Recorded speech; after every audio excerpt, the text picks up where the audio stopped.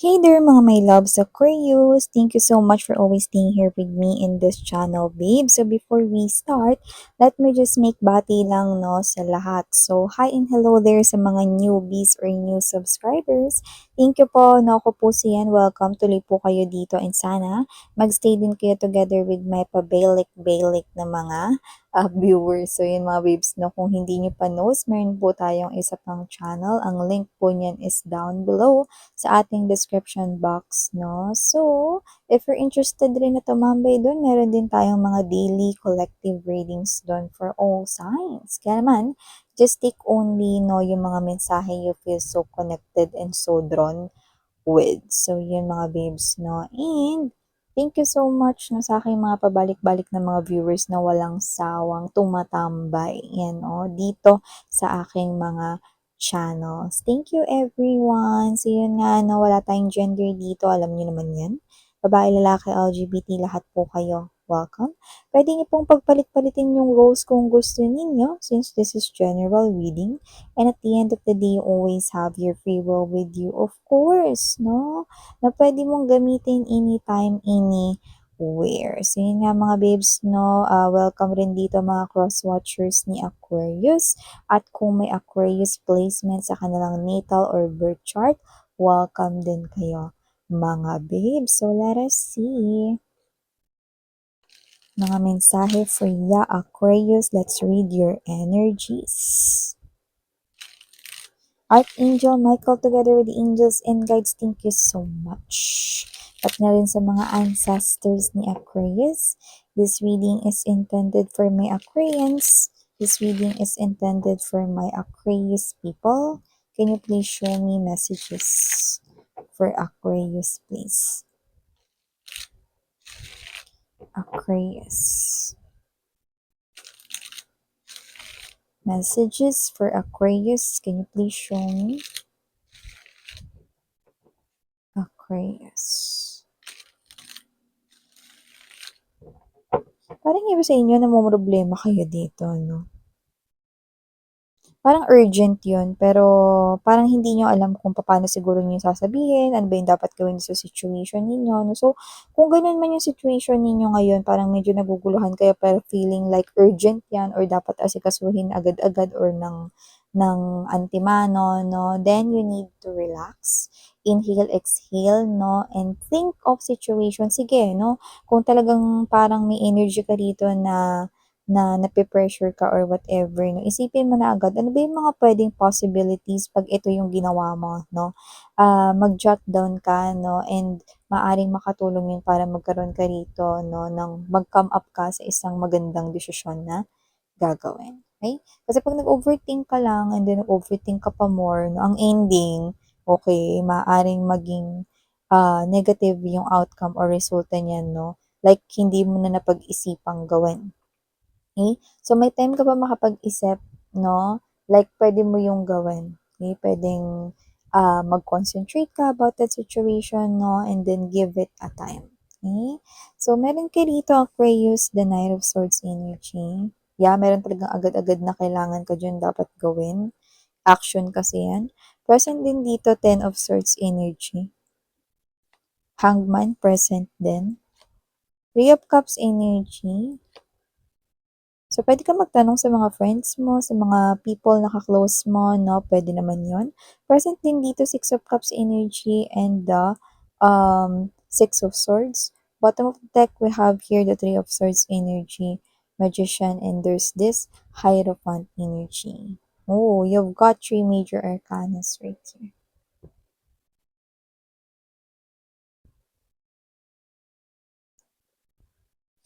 So, sa nakita ko dito, nain ko na pero hindi to para sa lahat, no? Maaring mangilan-ngilan lang to sa inyo or for few of you lang, guys. Pero nakikita ko rito na meron kayo rito, lalo na yung mga make-in relationship dyan. Okay? Pero nakikita ko rito na maaring hindi pa iyan ang person na makatutuluyan mo. So yan mga babes 'no, hindi yun para sa lahat kaya naman huwag kayo agad mag-panic at maghuramentado 'no. Kasi para lamang 'to dun sa mga energies na meron na kayong paghihinala at meron na kayo ritong napapansin na parang nanlalamig or nagiging cold na ang person ninyo sa inyo. Kung hindi, naku wag niyong i-claim it 'to. Pero wag kayong mag-alala 'no, kasi ang, ang sitwasyon na 'yan ay talagang kailangan mangyari dahil nakalaan ka pala talaga sa iba. Hierophant energy, magician card energy. So, nakikita ko dito na parang ito ay klase ng energy na parang masa-save ka pa nga ng angels and guides mo 'no, from the worst na puwedeng mangyari sa inyong love life 'no. Kasi nakikita ko rito na 'pag hindi ito naputol, possible na i-betrayed ka niya after the marriage. So, mas mahirap 'yun. Kasi mas hassle 'yun sa'yo, mag-aasikaso ka pa 'no ng divorce or annulment dito 'no, which is alam naman natin na kakainin nun yung time mo and at the same time you're gonna spend money, isn't it, ne? So, for you to avoid that type of situation, you might think 'no, pag-isipan mong mabuti kung ito na ba talaga yung man or woman na makakasama mo habang buhay, even though you're seeing already the red flags, we'll just let it slide, 'di ba? So, ganun yun. Okay? If you think this person here is not worthy enough, then take courage to cut that person out because I'm seeing someone more decent and responsible coming in into your world only if you choose to cut this nonsense situation with your red flag partner. Yan. So, maliban diyan, nakita rin ako dito ng energy na posibleng kayo 'to 'no, na nami-miss niyo na yung sama-sama with friends, lalo na yung 'pag nagkikita-kita kayo with friends puwedeng laging postpone or cancel. Like drawing kung tawagin ng iba, ta's 'pag natutuloy naman puwedeng may kulang naman sa barkada na hindi nakakapunta, mga ganyan, hindi nakakasama. So, nakikita ko rito na mukhang this time magtatagumpay kayo dahil ang inyo rito na pagkikita-kita ay hindi na maka-cancel at mukhang buo kayo this time 'no. So, siyempre meron tayong mga circle of friends 'no, siguro ng mga high school or college or puwedeng both, 'di ba? At syempre gusto natin 'pag nagkikita-kita tayo kahit nga once in a while 'no, kumpleto sana tayo 'no. So gano'n kayo rito, so nakikita ko rito na mas magiging happy itong parang mini reunion ninyo with your friends 'no, kuwentuhan to the max, chikahan to the max 'no, and at the same time, buo kayo 'no, sa post ninyo sa picture 'no. And for some reason nakita ko rito na parang may mga both people kayo nakakilala rito na parang wala si ano, hindi pumunta si ano, parang, 4 lang kayo diyan or 3 lang kayo diyan, 'di ba? May mga parang naghahanap ng gano'n, 'no?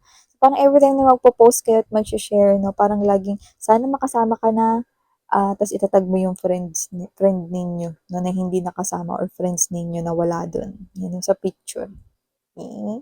So, nakikita ko dito na tuloy at kumpleto ang barkada. So, yun mga babes, 'no, yung iba diyan napapasana all.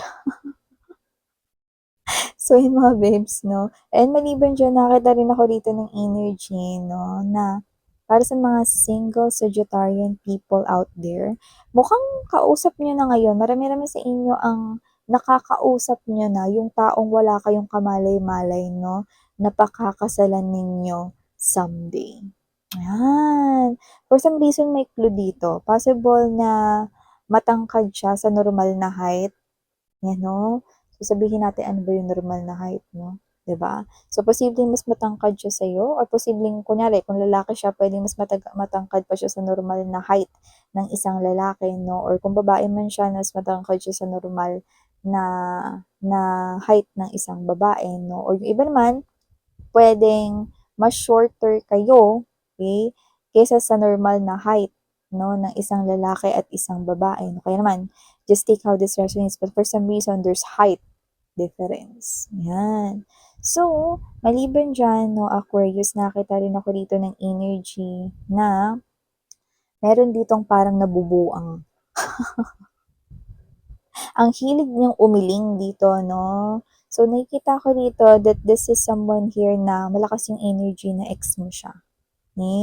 So, naiisip ka niya, pumapasok ka sa isip niya nitong mga nakaraan 'no, pero ayaw niya, like umiiling-iling siya, "Hindi puwede, bakit naalala ko si Sagittarius, hindi puwede." ko naaalala yun? Hindi ko dapat maalala yun. Yun, oh, in denial ang lolo mo, sarap tampalin.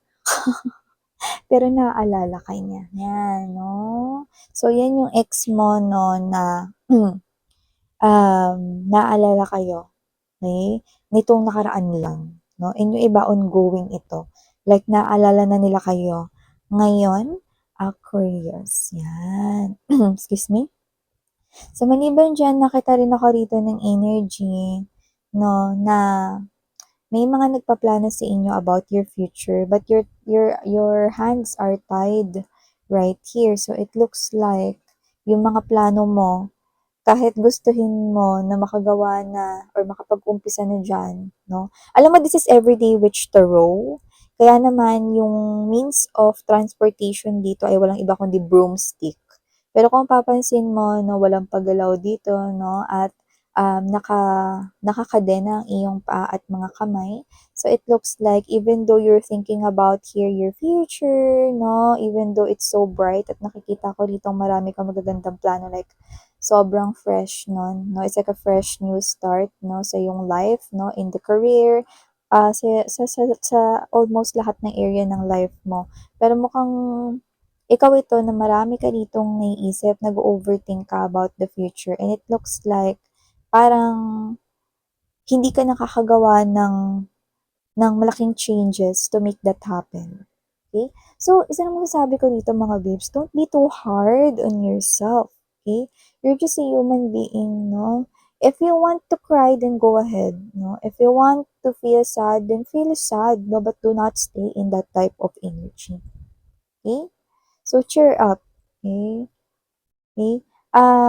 Hindi naman instant, okay, yung pagyaman. Hindi naman instant yung pagkuha ng mga pangarap, lalo na kung ang pangarap mo ay sobrang laki. 'Di ba? So, kailangan mo rito, unang-una, confidence.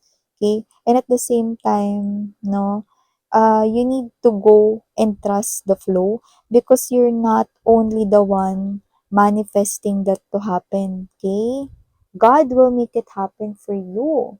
God wants you to receive that, or the universe wants you to receive that. So you need to think that way kung paano mag-isip si God at si universe, no, para matulungan ka rito. So, unang-una, you need to cheer yourself up because you're feeling down. Okay? At saka one step at a time lang, sweetheart, no? Yung iba kasi sa inyo, no, na parang sobrang dami ninyong pangarap na hindi yan masama, alright? Pero, you need to be kind to yourself, no? Isa-isa lang kasi lahat yan makukuha mo at may katulong kaagapay ka dito, no? Sa pagmamanifest ng future mo, no? Your angels and guides right here, and I'm seeing a lot of people supporting you. You have true friends over here, and you have here your family supporting right beside you. At yung iba sa inyo, that you are in a very loving relationship already. Your person is very supportive, diba? So, nakita ko dito that you've got all the things that you need. You just need to slow down, sweetheart. Okay? Okay? Nothing na maganda ang nagka-come up easily. Alright? Or instantly. Okay? Just go chase your dreams, okay? After all, nakikita ko naman na maaabot mo yan. Pero, take it slow, okay? You're getting there. Right? So, aside from that, I'm seeing someone here, no, na meron siya ritong sasabihin sekreto sa'yo. No, maganda yon. Okay, actually happy siya about that, no? Pero for some reason, hindi mo naman intention na masabi yun sa iba, pero dahil sobrang happy ka for that person, parang napasobra yung kwento mo, nabanggit mo rin dito yung secret niya sa inyong other friends or other kakilala. Well, that happens, no? That happens sometimes, 'di ba? Lalo na if you're too excited, no? At kung sino man 'yon, no, mm, medyo maiinis siya sa'yo kasi sabi nga niya, wag mo sasabihin sa iba. Pero dahil you're too excited, no, to talk about it, pwedeng nadulas ka or madudulas ka dito, no? Pero hindi ko naman nakikita na friendship over na kayo kung sino man yan, kung friend mo man yan or whatever, no? Nakikita ko rin naman dito na magkakaroon pa rin dito ng kapatawaran, of course, no? And hindi naman kasi yun bagay na parang dark secret or what eh. Okay? Para magtanim siya ng galit sa'yo or para maging friendship over kayo or what eh. Okay, it's something here that excites him or her naman. So, it's okay. Pero yun nga 'no, you did not ano, keep your promise 'no. So, nakita ko na hindi mo naman yung sinasadya, you're just too excited na sabi na lang ng iyong lips 'no, nag-open na lang yung lips mo or yung mouth mo right here 'no. So, it's unintentional na sabihin talaga ito sa iba, okay? You're just too excited because you feel happy for your friend, yan. Kaya I do understand 'no, and without any judgment, okay, I'm your mom. In this channel, I'm your mom, right? So, nakita ko rito, no, last but not the least message for my Aquarians people right here. Okay? Yung iba, mga babes, no, um, yung iba dito, parang hindi na kayo nakaka-attend ng church, more likely. Okay, so, might be someone here is thinking na dadalas-dalasan niyo yung pagpunta sa church na or yung iba parang madalang na yung pagsimba ninyo. So, parang you just want na magsimba dito. No? Pero alam niyo mga babes, no? Ang importante naman, kung alam mo yung sobrang busy kayo, no? Pero you do not intend na hindi talaga pumunta or mag-attend ng church, no? Alam naman natin na may means naman tayo ng connection with God, no? Kahit nasaan ka, pwede mong kausapin ang Panginoon. Ano man ang relihiyon mo, paniniwala, tradisyon, belief, at kultura, okay? Alam kong iisa lang ang ating Diyos, no? So, nakikita ko dito na kahit hindi ka pumunta sa kanyang tahanan, no? Dahil meron kang kinakailangan mga bagay na hindi may iwasang gawin, no, pwede kang makipag-usap sa kanya sa pamamagitan ng prayers, panalangin. Okay? You can talk to him all the time, even though you're doing, no, nakaupo ka lang, you can talk to him on your mind, diba? You can chat with him, you can talk everything under the sun with him, diba? So, ganun, no? And if you miss masses or kung ano man ang tinuturo sa inyong simbahan, no, I do respect every religion ninyo. Okay? Meron naman tayong mga social media, 'di ba? Na nagla-live minsan yung priest, yung pare or kura paroko or kung ano man yung tawag ninyo, no? Sa messages, no? Ng inyong God, okay? Then you can do that, no? Kung nasan ka, God will definitely hear you. Pero nakita ko dito na someone here could be, clinging in or in, inclined or willing to incline more into their spirituality. Yan, no? So, nakita ko dito mga babes na parang kayo ito, no, na parang mas magiging madasalin kayo or mas tataasan nyo pa, more likely, very strong message, ang inyong faith with God, no? At yan ang importante sa lahat, no? And after all, I'm seeing that for a lot of my Aquarians people, you are good person. Kaya nakikita ko dito na ano man yung binabalak mong gawin sa iyong future, makakarating at makakarating ka dyan. Kasi hindi ka nakakalimot sa Diyos unang-una. Okay? Be grateful every day because that creates magic. Alright? So, yeah, ito ang mga mensahe for you, Aquarius. Maraming salamat sa oras mo. Muli ako po si Sarang Hiyo, Love and Light. 안녕.